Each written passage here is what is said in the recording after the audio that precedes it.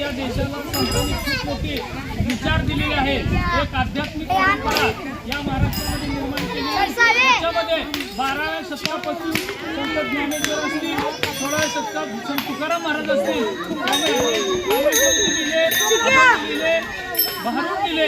यातून त्यांनी लोकप्रबोधन सुद्धा केलं. लोकांच्या मनाला विचारांना आकार देण्याचं कार्य या संत विभूतीने आपल्या महाराष्ट्रामध्ये केलंय.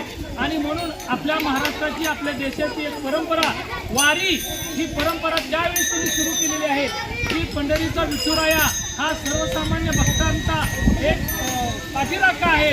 आणि या विठुरायाच्या काही अपेक्षा भक्तांकडून नसते.